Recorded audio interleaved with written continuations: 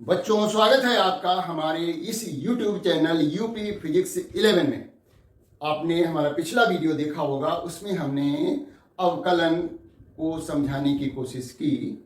उम्मीद है आपको कुछ जरूर समझ में आया होगा। और उसमें हमने कुछ अवकलन के सूत्र, मुख्य सूत्र जिनका कि हमें फिजिक्स में प्रयोग होना है, उसको बताया था। और किसी फलन की उच्च सीमा और निम्न सीमा कैसे पता करते हैं, ये भी पूरा विस्तार पूर्वक समझाया था। इसका प्रयोग आगे होगा और तब और ज़्यादा समझ में आएगा। आज हम जो है उससे आगे बढ़ेंगे और जो कैलकुलस की दूसरी ब्रांच है, मतलब पार्ट है, जो कि जिसको हम समाकलन कहते हैं, उसको समझेंगे और उसका फिजिक्स में कहाँ प्रयोग हो रहा है वो भी जानेंगे। इससे पहले अवकलन का एक छोटा सा पार्ट छूट गया था, जिसका भी प्रयोग हम फिजिक्स में कई जगह करते हैं। पहले हम उसको समझ लेते हैं, फिर समाकलन को समझेंगे। तो वो जो पार्ट छूट गया था वो था फलन के फलन का अवकलन, गुणांक कैसे ज्ञात करते हैं।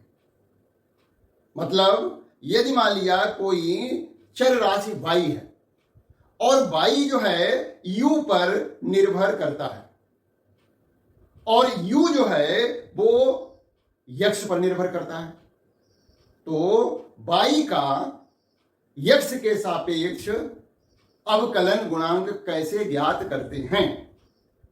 क्या है कि y जो है u पर निर्भर कर रहा है और u जो है वो x पर निर्भर कर रहा है, तो y का x के सापेक्ष अवकलन गुणांक ज्ञात करना सिखाएंगे दो उदाहरणों की सहायता से।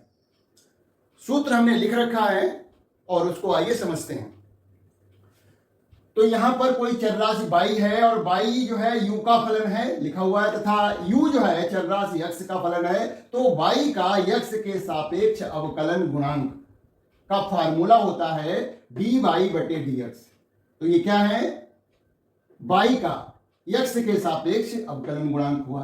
तो हमें कैसे निकालना पड़ेगा, पहले y का u के सापेक्ष अवकलन गुणांक निकालेंगे और उसको गुणा कर देंगे u का x के साथ अवकलन गुणांक निकाल करके। तो देखा जाए तो देखिए du कट गया, बचा क्या dy बटे dx, वही तो हमें निकालना है। लेकिन यहां पर फलन का फलन है, उदाहरण के लिए मैंने लिख रखा है, आइए समझने की कोशिश करते हैं और यहां इस प्रश्न को कैसे हल करेंगे और हमें यहां पर dy बटे dx ज्ञात करना है। देखिए यहां पर मान लेते हैं कि जो ये संख्या लिखी हुई है इसको u मान लेते हैं, माना u बराबर है ax स्क्वायर प्लस b। इसलिए y बराबर क्या हो जाएगा, y बराबर हो जाएगा u की घात 3। भाई u ये जो ब्रैकेट में लिखा है वो u के बराबर है और ऊपर घात 3 लिखी हुई है, तो y बराबर u की घात 3 हो गया। यानी u का मान ये हो गया और y जो है बराबर हो गया u की घात 3। इस सूत्र के अनुसार अब हम y को अवकलन करेंगे u के सापेक्ष, मतलब dy बटे du निकालेंगे। तो इसका सूत्र हमने बता रखा है, dy बटे du बराबर हो जाएगा 3, u की घात 3 माइनस 1 बराबर हो जाएगा 3u स्क्वायर। u का मान हम रख सकते हैं यहां पर, तो ये हो गया 3 और u का मान इतना है ax स्क्वायर प्लस b की घात, ये देखिए u की घात कितनी रह गई है, 2। तो dy बटे du का मान इतना आ गया। अब हमें इसका प्रयोग करके निकालेंगे क्या, du बाई dx। u का को x के सापेक्ष अवकलन करेंगे u का, तो du बटे dx। यहां पर यह समझना है क्या a और b स्थिर संख्याएं हैं, कांस्टेंट्स हैं। यहां पर चर राशि जो है वो x है, तो किसी भी स्थिर संख्या का अवकलन शून्य होता है, तो b का तो जो है अवकलन शून्य हो जाएगा। तो हमें तो इस समीकरण को प्रयोग करना है कि u बराबर है ए एक्स स्क्वायर प्लस बी। तो करिए देखिए, तो ये 2 जो है साइड में आ जाएगा, a गुणा में है वो बना रहेगा, उसका कुछ नहीं हो रहा, वो तो संख्या है 2 की घात -1 प्लस 0, इसका अवकलन 0 हो गया। तो उत्तर आ गया 2ax du बटे dx का मान ये हो गया। तो ये मान हुआ हमारा और एक मान ये हुआ, बस इनकी दोनों की गुणा कर देंगे तो dy बटे dx से पता लग जाएगा। dy बटे dx बराबर हो जाएगा dy बटे du देखो ये लिखा हुआ है, वो है 3 गुणा ए एक्स स्क्वायर प्लस बी का होल स्क्वायर, और गुणा कितने से करना है, du बटे dx के मान से, तो ये है वो है 2ax। हल कर दीजिए इसको, तो ये गुणा हो जाएगी 2 3 6 ax, यानी ब्रैकेट के बाहर वाली संख्याएं बाहर रहेंगी और ब्रैकेट के अंदर जो लिखा हुआ है ax स्क्वायर प्लस बी का होल स्क्वायर। तो ये हमारा आंसर हो गया है dy बटे dx का, फलन के फलन का अवकलन गुणांक ज्ञात करना। एक और उदाहरण लेते हैं। दूसरा उदाहरण हम ट्रिग्नोमेट्रिक से लेंगे,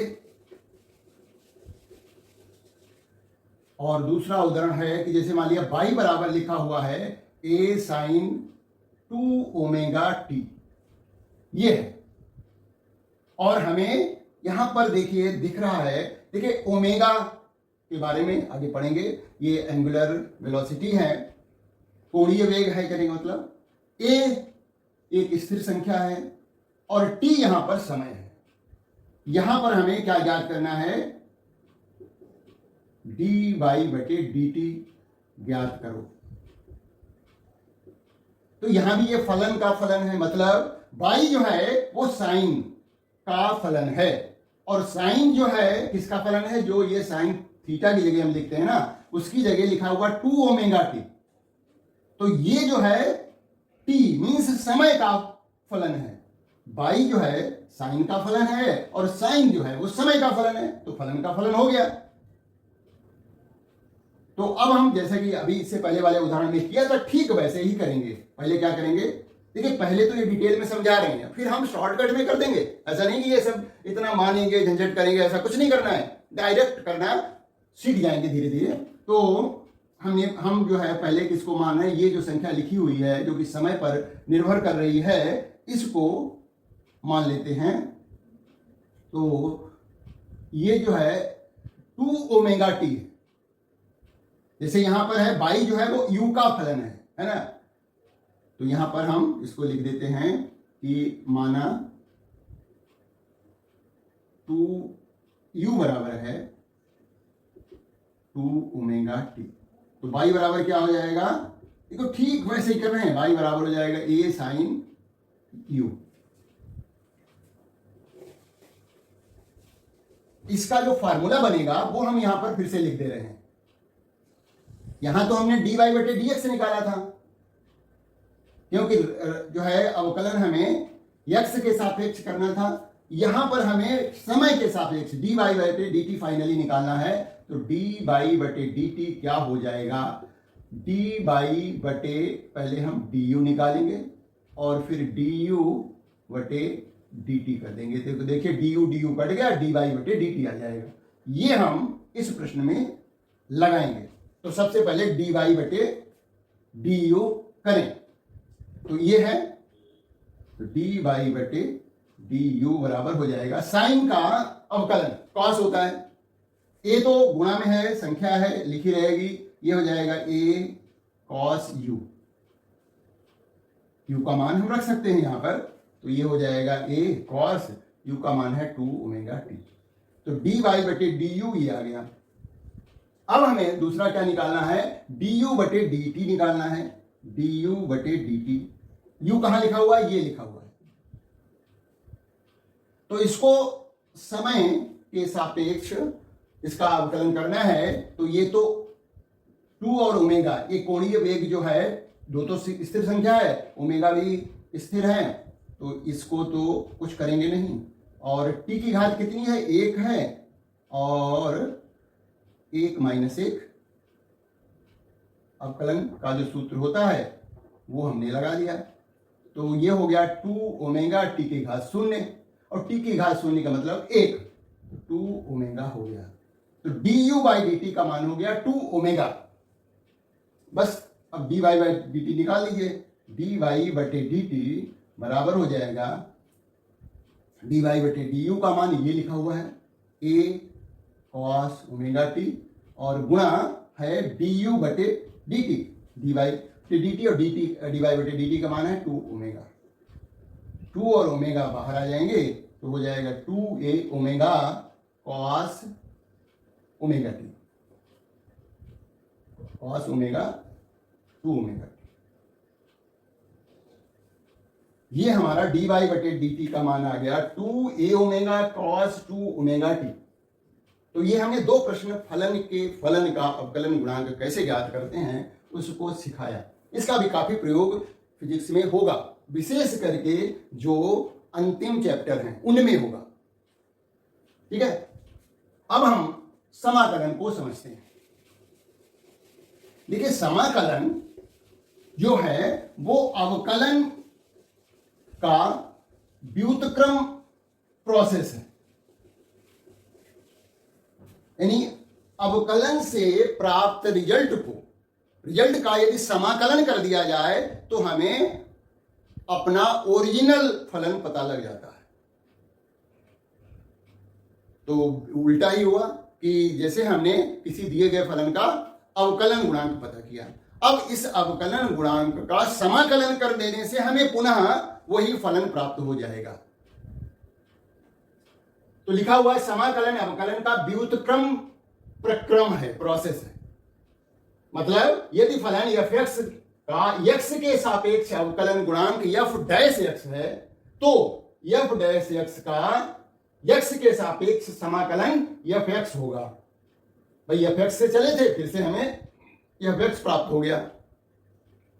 तो डी वाई बटे D x, D F x कहने का मतलब इस फलन का हमें अवकलन किया, अवकलन गुणांक ज्ञात किया, तो हमें एफ डैश एक्स मिला।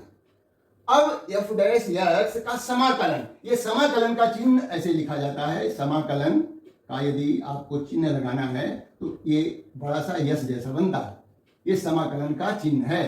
तो हमने एफ डैश एक्स जो ये अवकलन गुणांक प्राप्त हुआ है इसका क्या कर दिया, समाकलन कर दिया। किसके सापेक्ष, एक्स के सापेक्ष। ये जो डीएक्स लिखा होता है इससे पता लगता है कि ये किसके सापेक्ष समाकलन किया जा रहा है।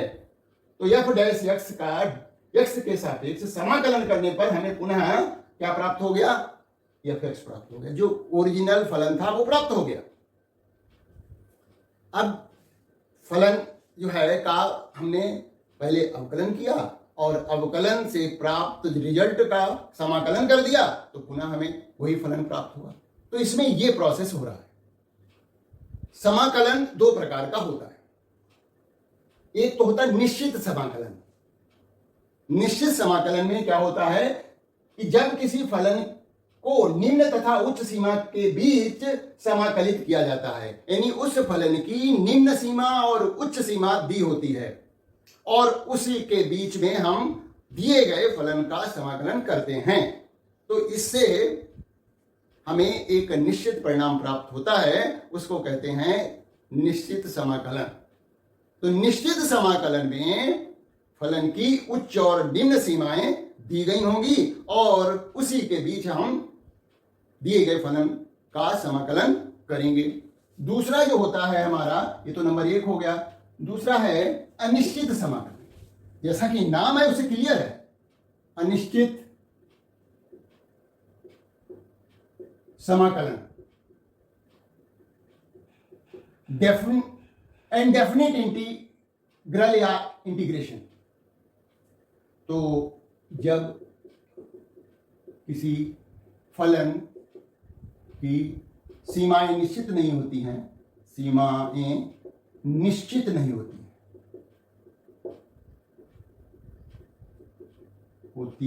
हैं, तो फलन का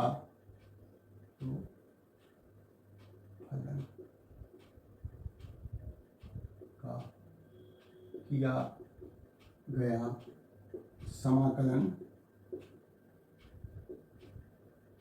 अनिश्चित समाकलन कहलाता है। मतलब क्या हुआ कि देखिए, जब हमारी सीमाएं दी हुई थी, देखिए हमने इसको कैसे लिखा है, समाकलन का यहां पर चिन्ह लगाया और सीमाएं यहां पर क्या दी गई है, ए से बी दी गई है। सीमा मालूम है। समाकलन किसका करना है, एफ डैश एक्स का करना है, यानी जो अवकलन गुणांक प्राप्त हुआ है उसका करना है, डीएक्स के एक्स के सापेक्ष करना है। तो हमें रिजल्ट क्या मिला था, एफ एक्स मिला था, एफ एक्स लिख दिया। ये ब्रैकेट लगा करके ब्रैकेट के बाहर सीमाएं लिख दी, ए और बी। ए को हम निम्न सीमा कहते हैं, बी को उच्च सीमा कहते हैं। समाकलन करने के बाद इन सीमाओं का मान रख दिया जाता है फलन में, प्राप्त रिजल्ट में। तो हम पहले उच्च सीमा लिखते हैं, तो एक्स की जगह पर हमने बी लिखा तो एफ बी हो गया माइनस एफ ए हो गया, निम्न सीमा लिख दी, यानी उच्च सीमा का मान रखा माइनस निम्न सीमा का मान रख करके हल कर लिया। तो सीमाएं दी थी, तो इसका जो मान प्राप्त होगा वो निश्चित प्राप्त होगा।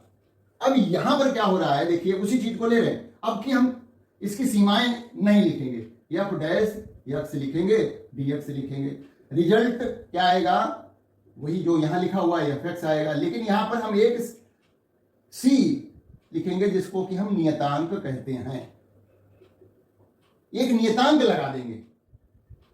यहां पर नियतांक नहीं आ रहा क्योंकि यहां पर सीमाएं दी हैं और ये अनिश्चित समाकलन है, तो अनिश्चित समाकलन में हमेशा हम एक नियतांक लगाएंगे। अब इस नियतांक का मान दी गई शर्तों के आधार पर ज्ञात किया जा सकता है।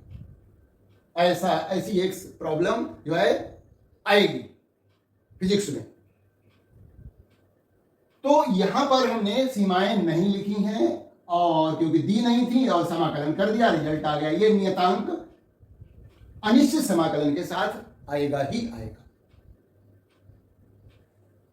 अब हम कुछ जो है समाकलन के सूत्र देख लेते हैं और फिर हम देखते हैं कि फिजिक्स में इसका कैसे प्रयोग करेंगे।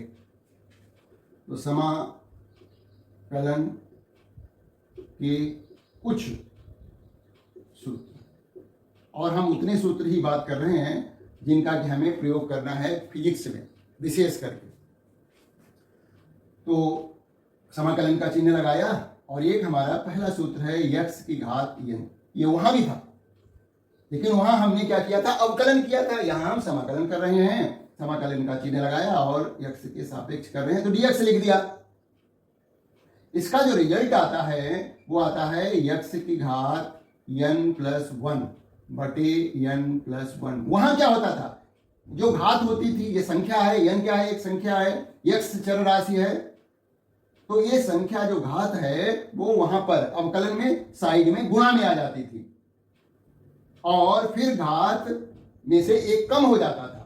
अब यहां पर क्या है, घात में एक बढ़ रहा है और वो संख्या भाग में आ रही है और प्लस c जो कि नियतांक है।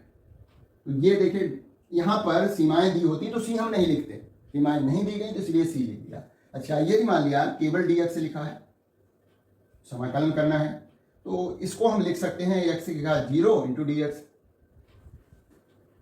और फिर हम इसी सूत्र से कर देंगे। अच्छा, यहां पर एक बात हमें याद रखनी है पहले वाले सूत्र में कि यहां पर जो है n का मान -1 नहीं हो सकता। यहां इस सूत्र के अनुसार n बराबर नहीं हो सकता -1 पहले सूत्र में। इसके लिए अलग से सूत्र है, जहां पर घात -1 होती है। इसके अलावा माइनस की और घातें हो सकती हैं, केवल जो है -1 घात यहां पर पहले फार्मूले में नहीं हो सकती। -2 -3 -4 और माइनस का कोई भी घात हो सकती है, लेकिन केवल -1 नहीं होगा। तो यहां पर जो है हम x की घात 0, x की घात 0 का मतलब 0 नहीं होता, 1 होता है, तो इसको हमने किया x की घात 0 प्लस 1 अपान 0 प्लस 1 प्लस c। तो क्या रिजल्ट आया इसका, यक्स आया और प्लस नियतांक हो गया। यानी dx का अवकलन जो होता है वो समाकलन जो होता है वो क्या होता है, x होता है। dx यहां पर लिखा हुआ है उसका समाकलन x होगा प्लस नियतांक होगा।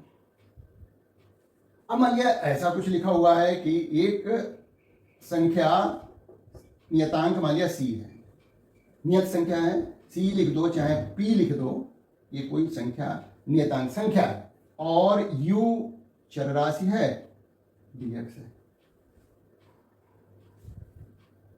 तो इसका हमें क्या करना पड़ेगा, p को बाहर निकाल लेंगे और u dx को कर देंगे, समाकलन कर देंगे जैसा भी होगा, है ना। u का मान दिया रहेगा उसके हिसाब से कर लेंगे समाकलन। तो इसमें कोई नई बात नहीं है, केवल संख्या को बाहर निकालेंगे जो कि स्थिर संख्या होगी और बाकी जो फलन बचेगा उसका हम समाकलन कर देंगे। अब देखिए हमने कहा था कि माइनस एक्स घात का एक फॉर्मूला है, यहाँ पर माइनस घात एक्स आती है, यानी वो कहां पर आती है, देखिए 1/x dx। ऐसा देखिए ये x 1/x का मतलब क्या हुआ, x की घात माइनस है। जब इसको ऊपर ले जाएंगे तो घात हो जाएगी माइनस की। हर से कोई संख्या यदि हम अंश में ले जाते हैं तो उसकी घात का चिन्ह बदल जाता है, यहां नीचे प्लस का 1 है, ऊपर जाएगा तो -1 हो जाएगा। तो इसका समाकलन जो होता है वो log x होता है e प्लस नियतांक, ठीक है। अच्छा वहां पर था e⁻x dx का समाकलन भी e⁻x प्लस c ही होगा। आगे बढ़ते हैं, ट्रिग्नोमेट्रिक फंक्शन ले लेते हैं, या फिर जो है जैसे मान लिया ऐसे लिखा हुआ है क्या, u plus v into dx लिखा हुआ है, तो इसको भी हम अलग अलग कर लेंगे। क्या करेंगे, u dx अलग करेंगे और v dx अलग कर लेंगे। u v के मान जैसे दिए गए होंगे, क्योंकि ये u और v क्या होंगे, x पर निर्भर कर रहे होंगे, x के फलन होंगे। मतलब ये जो प्लस में लिखा हुआ है उसमें पहले वाले पद को अलग समाकलन करेंगे, दूसरे वाले पद को अलग करेंगे और फिर जो है रिजल्ट निकालेंगे। अच्छा ट्रिग्नोमेट्री में आ जाइए, तो साइन x dx का समाकलन होता है माइनस कॉस x प्लस सी। साइन अब है कॉस x dx का समाकलन होता है साइन x प्लस सी। उसी तरह से सेक स्क्वायर x dx का समाकलन होता है tan x प्लस सी। तो ये कुछ सूत्र हैं जिनका कि हमें फिजिक्स में विशेष करके प्रयोग करना है, उनको मैंने डिस्कस किया है। अब बात करते हैं कि इसका भौतिक विज्ञान में कहाँ प्रयोग करेंगे।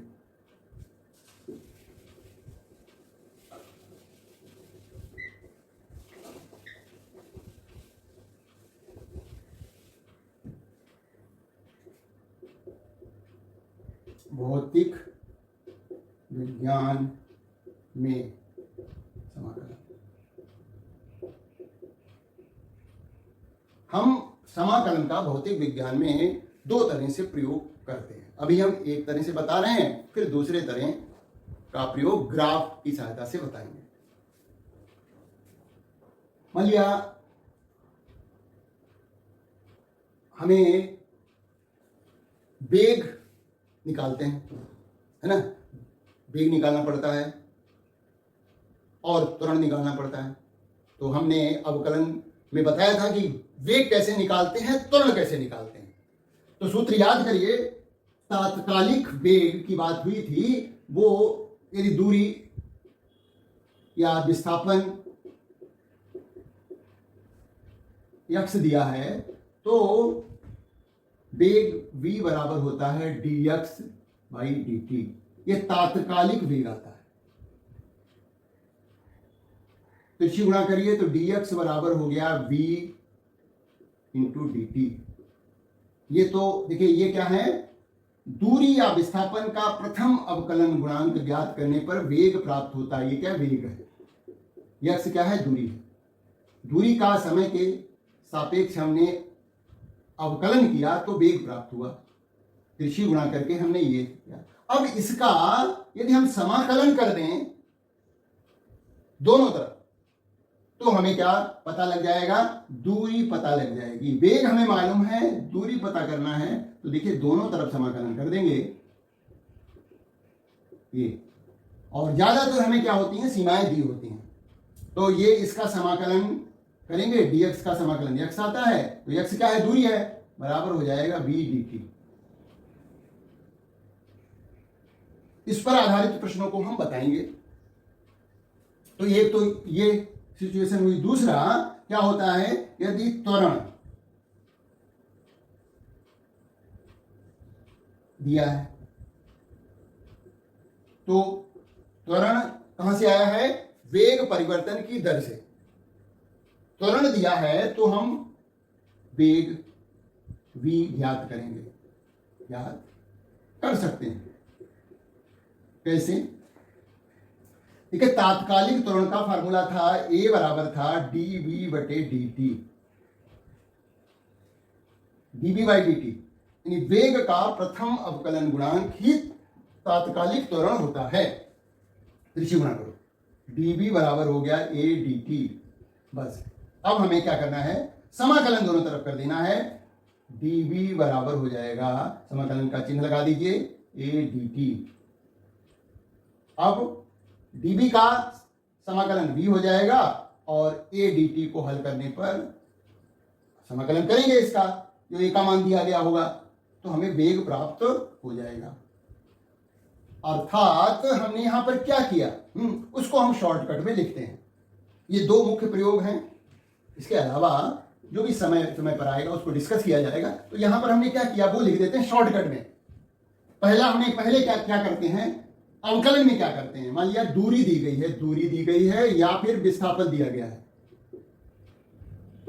दूरी या विस्थापन दिया हुआ है, उसका हम अवकलन करते हैं तो हमें प्राप्त होता है चाल या वेग, तात्कालिक चाल या वेग प्राप्त हो जाता है। इसका फिर से अवकलन करने पर हमें क्या प्राप्त होता है, त्वरण प्राप्त होता है, तात्कालिक त्वरण प्राप्त होता है। अब उल्टा कर दीजिए,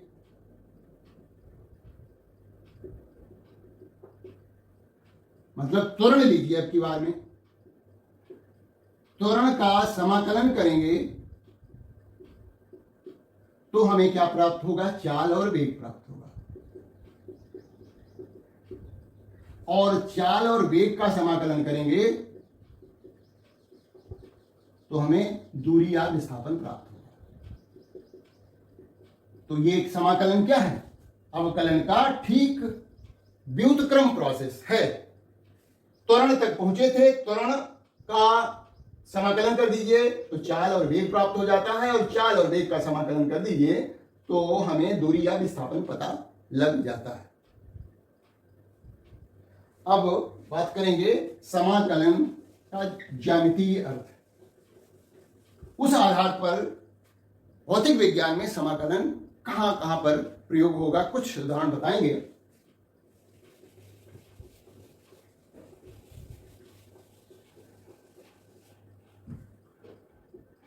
समाकलन का ज्यामितीय अर्थ, ज्योमेट्रिकल मीनिंग ऑफ इंटीग्रेशन। माना फलन हमारा वही है y is to F X है, का ग्राफीय निरूपण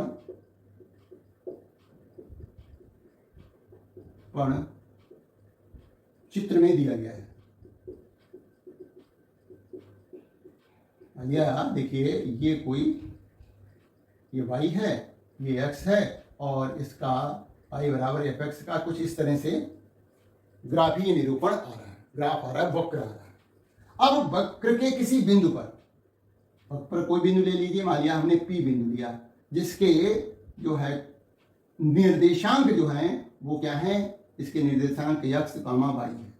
P के निर्देशांक जो है x, y है।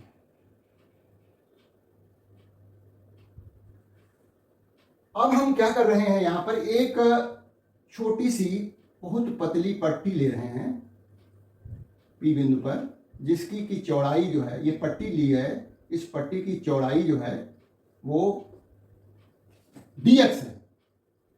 माना कि ग्राफ, इसको हम वक्र भी कह सकते हैं, पर स्थित बिंदु P,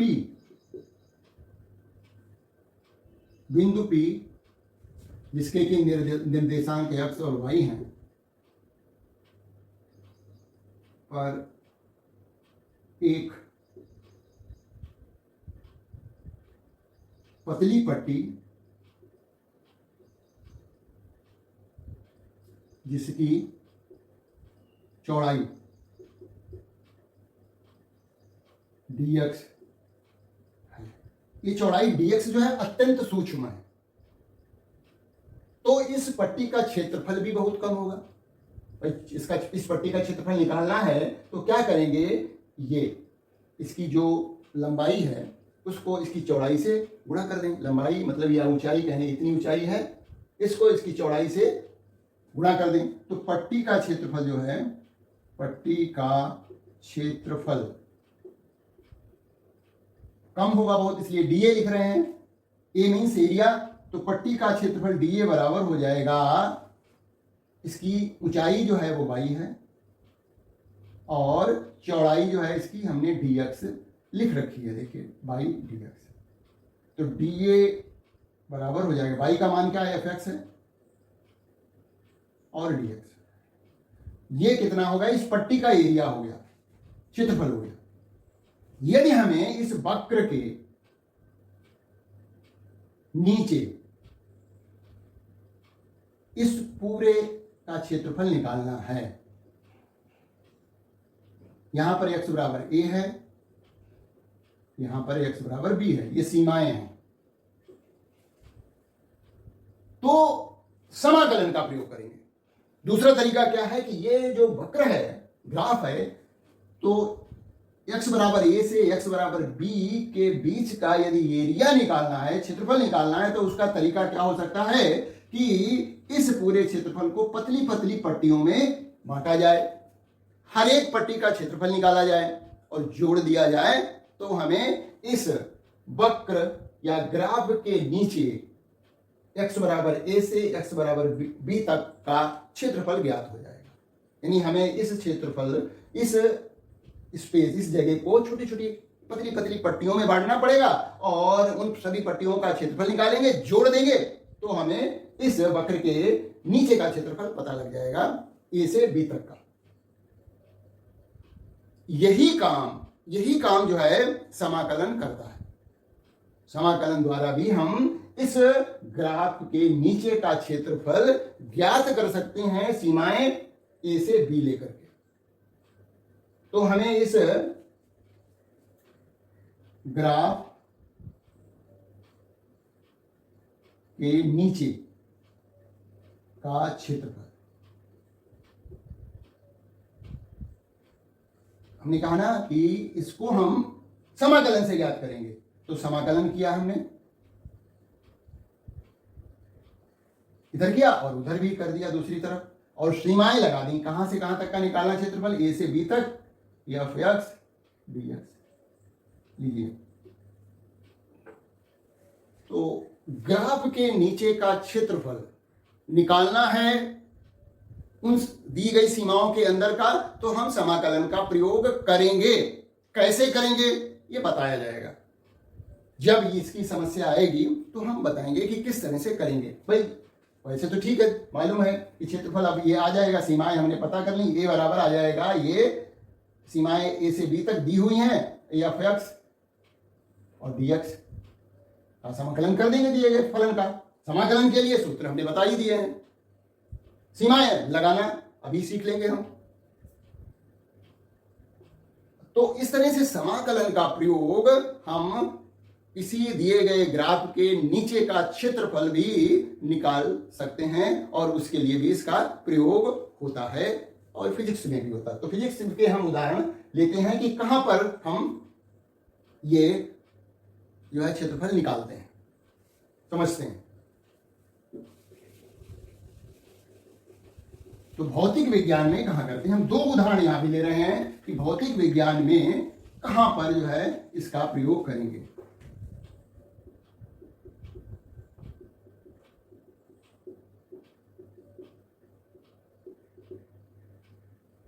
नंबर 1,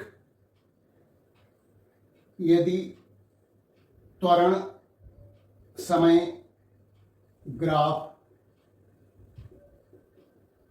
दिया है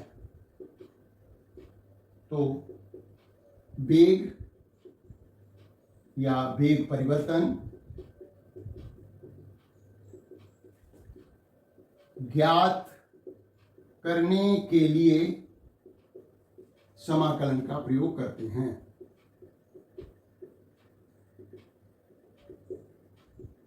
यानी समाकलन का प्रयोग देखा जाए कि किस लिए करते हैं, मतलब योग ज्ञात करने के लिए। वैसे नॉर्मल रूप में करेंगे तो उस पूरे क्षेत्रफल को अलग अलग पट्टियों में विभाजित करके अलग अलग पट्टी का क्षेत्रफल ज्ञात करके टोटल करने पर हमें क्षेत्रफल ज्ञात होगा, और समाकलन से हमारा काम आसान हो जाता है। समाकलन का प्रयोग करते हैं, वहां पर क्या होगा, जैसे मान लिया हमें त्वरण और समय ग्राफ दिया होगा। मान लिया ग्राफ ऐसे कुछ आता है। अब हमें मान लिया ये दिया गया है, इस समय है इधर t बराबर t1 है और इधर t बराबर t2 है। इसके बीच का जो है, इसके नीचे का, ग्राफ के नीचे का क्षेत्रफल निकालना है। तो वही तरीका, पहले तो हम एक छोटी सी पतली सी पट्टी लेंगे जिसकी आपकी चौड़ाई क्या होगी, समय के अक्ष पर चौड़ाई है, इसकी चौड़ाई जो है वो dt हो जाएगी, और यहां पर जो है इसके संगत जो है त्वरण जो है वो a है। मतलब इस बिंदु जो P यहां पर लिया जा रहा है, इसके जो निर्देशांक होंगे a और t होंगे, और t कितना लिया जा रहा है, बहुत छोटा सा टाइम इंटरवल है p बिंदु पे। तो इस पट्टी का क्षेत्रफल क्या होगा, देखिए हमें मालूम है कि त्वरण होता क्या है। त्वरण देखिए, त्वरण बराबर a बराबर होता है db बटे dt। तो db बराबर हो जाएगा a dt। तो क्या है, त्वरण और समय का गुणा ही तो है। तो पट्टी का क्षेत्रफल जो होगा हम निकाल सकते हैं यहां पर a इंटू डी टी। ये इसकी ऊंचाई हो गई, डी टी चौड़ाई हो गई, तो पट्टी का क्षेत्रफल हो जाएगा, और पट्टी का क्षेत्रफल होगा वही वेग या वेग परिवर्तन होगा। तो चित्र में पट्टी का क्षेत्रफल कितना होगा, पट्टी का क्षेत्रफल हो जाएगा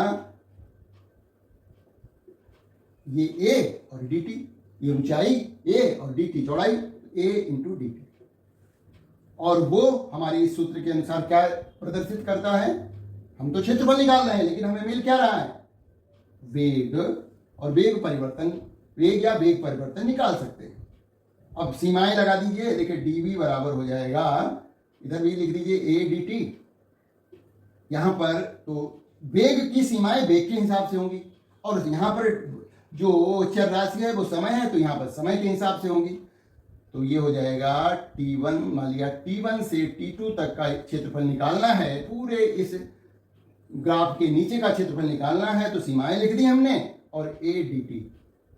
अब इसका समाकलन कर देंगे तो हमें वेग या वेग परिवर्तन पता लग जाएगा।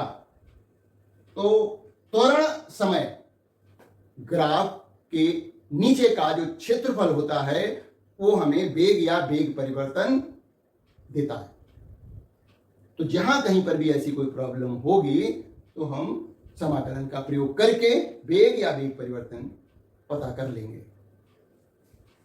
दूसरा उदाहरण है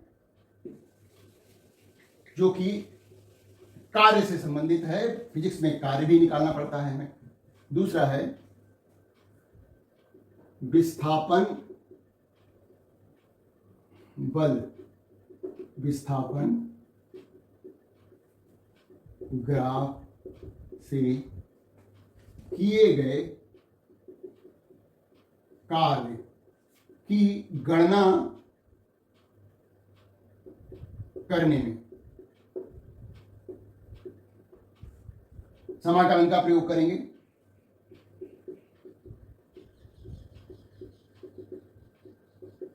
करते हैं।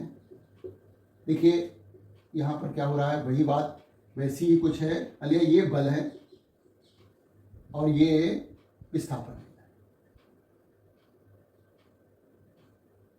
इसका ग्राफ जो है ऐसा है।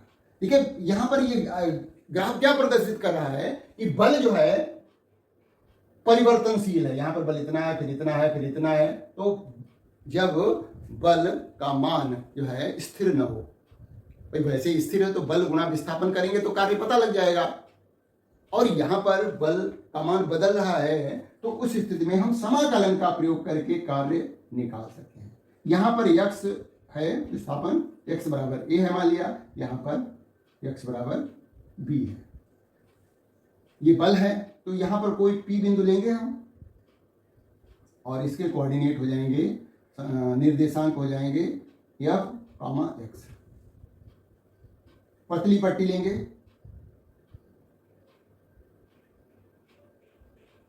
तो इस पतली पट्टी का क्षेत्रफल निकालेंगे और फिर देखते हैं क्या प्राप्त होता है। तो बल विस्थापन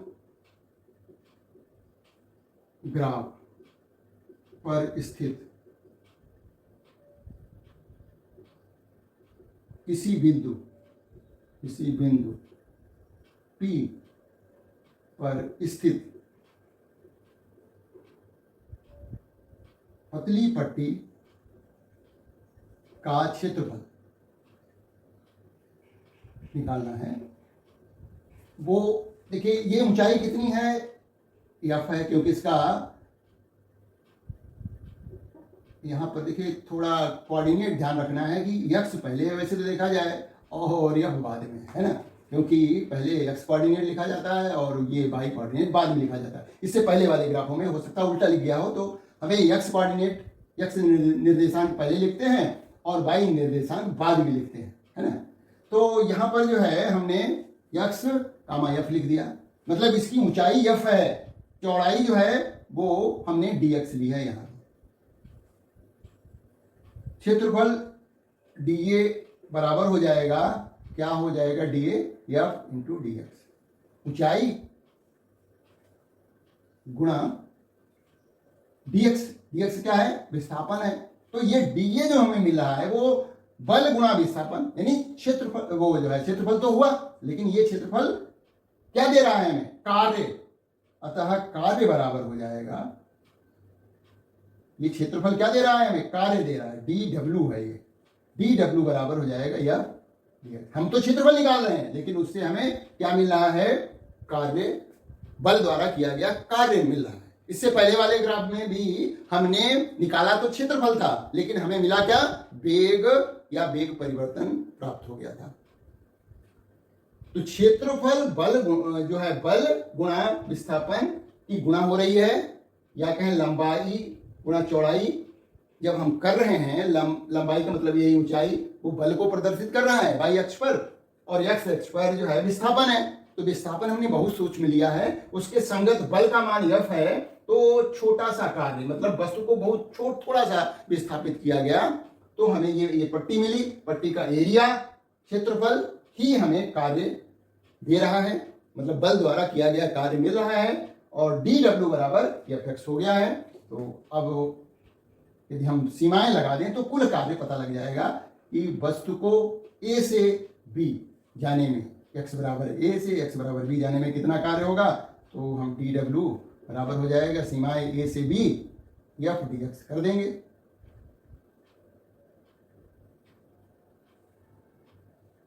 तो ये कार्य प्राप्त हो जाएगा। तो इस तरह से बल विस्थापन ग्राफ में भी समाकलन का प्रयोग करके कार्य की गणना की जा सकती है। तो समाकलन का प्रयोग यहां पर भी फिजिक्स में होगा, और यहां पर क्या होगा, बल जब परिवर्तनशील हो, बल का मान स्थिर है तब तो बल गुणा विस्थापन कर ही देंगे, लेकिन बल यदि विस्थापन के साथ परिवर्तित हो रहा है तो वहां पर हमें समाकलन का प्रयोग करना पड़ेगा कार्य निकालने के लिए। तो यहां पर देखिए, जब कोऑर्डिनेट लिखते हैं तो एक्स कोऑर्डिनेट पहले लिखा जाता है और वाई कोऑर्डिनेट बाद में लिखा जाता है। अब हम इस पर आधारित एक प्रश्न को हल करते हैं और उससे कुछ और बातें क्लियर हो जाएंगी। प्रश्न है, माना कैसे लिख देते हैं कि कोई कण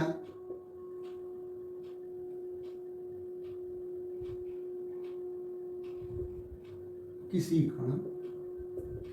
कण का त्वरण a बराबर 3t square plus 2t plus 2, ये क्या है, मीटर पर सेकेंड है। मीटर पर सेकेंड, ये त्वरण दिया हुआ है, मीटर पर सेकेंड वर्ग है, ये त्वरण का मात्रक है। किसी कण का त्वरण a बराबर इतना दिया है। यदि कण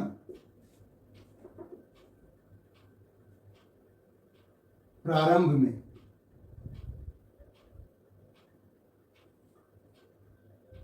यानी कण का प्रारंभिक वेग ले देते हैं, वेग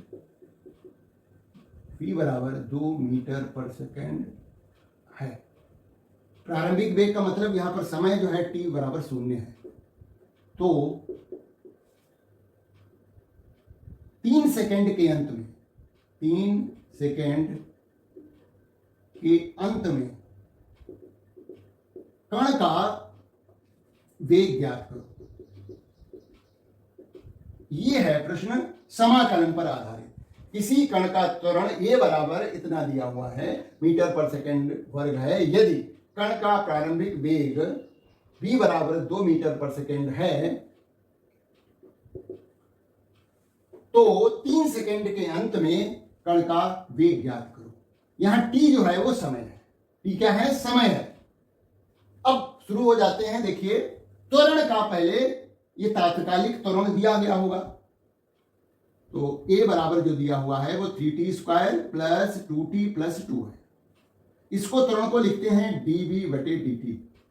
ठीक है, इस तरह से हम समाकलन का प्रयोग करके त्वरण से वेग प्राप्त करेंगे और वेग से विस्थापन भी प्राप्त कर सकते हैं। हालांकि ये हमें यहां निकालना नहीं है, केवल वेग ही ज्ञात करना है 3 सेकेंड के अंत में, है ना। तो dv बटे dt ये दिया गया है। त्वरण को हम dv बटे dt ही तो लिखते हैं, वेग परिवर्तन की दर। dt को उधर ले जाइए तो ये होगा dt और dt dv आ जाएगा और dt से सबको गुणा हो जाएगा। 3t square dt plus 2t into dt plus 2 into dt। अब हम समाकलन कर दें तो वेग पता लग जाएगा। वेग की जो सीमाएं हैं वो बताया गया, ये 2 मीटर पर सेकेंड वेग से प्रारंभिक वेग इसका 2 मीटर पर सेकेंड था। अब 3 सेकेंड के बाद तुरंत कितना वेग हो जाएगा ये पता करना है। तो सीमाएं हमारी हो गई, निम्न सीमा शुरुआत वाली 2 हो गई और बाद में उसका वेग मान लिया v हो जाएगा। तो dv की तो ये सीमाएं हो गई। इधर जो है 1 2 3 पद हैं, तीनों पदों को अलग अलग समाकलित करेंगे। सीमाएं होगी, समय की सीमा होगी 0 से 3 सेकेंड। 3 सेकेंड के अंदर का पता करना है।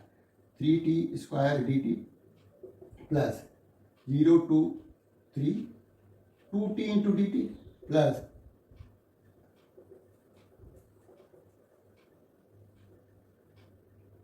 2 dt और ये भी यहां पर भी 0 to 3।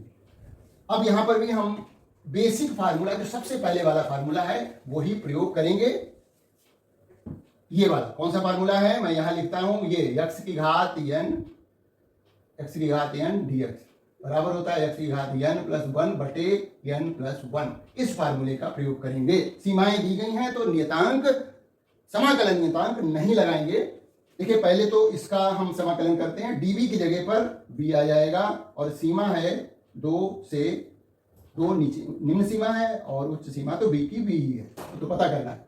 अच्छा, यहां पर हम समाकलन करिए, टी बाहर आ जाएगा और टी का वर्ग dt है, इसके हिसाब से करेंगे तो ये हो जाएगा टी की घात 2 + 1 बटे 2 + 1 और सीमाएं हैं 0 to 3 प्लस 2 यहां भी बाहर आ जाएगा, टी की घात 1 है यहाँ पर, टी की घात 1 + 1 बटे 1 + 1 0 to 3 प्लस यहाँ पर t नहीं है, इन्हें टी की घात 0 है, 2 बाहर आ गया है, टी की घात 0 + 1 बटे 0 + 1 और 0 to 3।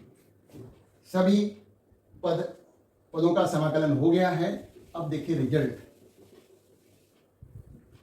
अब उच्च सीमा पहले लिखते हैं, तो यहां पर b को b से हटाया तो b ही आया, b माइनस उच्च सीमा माइनस निम्न सीमा बराबर हो जाएगी। यहाँ 3 लिखा हुआ है और ये देखिए नीचे भी जो आ रहा है इसको एक बार लिख देते हैं जिससे कि कंफ्यूजन ना हो। टी की घात 3 बटे 3 0 to 3 प्लस 2 टी की घात 2 बटे 2 0 to 3 प्लस 2 टी 0 से 3 इधर आया।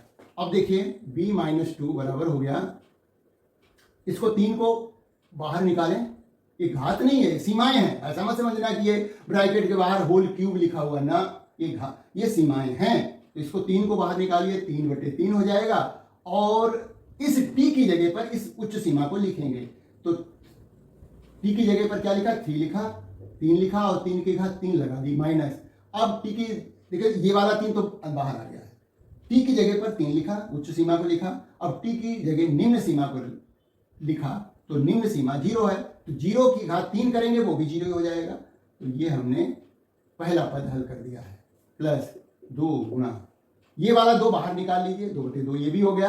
अब ये यहां पर t की घात 2 है, ठीक है, तो t की जगह हमें क्या लिखना है, पहले 3 लिखना है, घात 2 लिखना है, फिर t की जगह जो है 0 लिखना है, घात 2 लिखना चाहो लिख दो, जैसे यहाँ भी घात 3 लिखना चाहो, 0 की घात 3 लिखना चाहो लिख दो। ये अंतिम पद है, ये देखिए हमारा 2 बाहर है और उच्च सीमा इसकी 3 है और निम्न 0 3 है, ठीक है, 2 बाहर है और t की जगह पर 3 आ गया। तो हल करो, देखिए ये कट गया, ये कट गया सब, तो b - 2 बराबर हो गया 3 × 9 = 27 हो गया, 0 ये 3 × 9 हो गया और ये हो गया 6, 3 दूनी 6, 3 × 9 -0 6।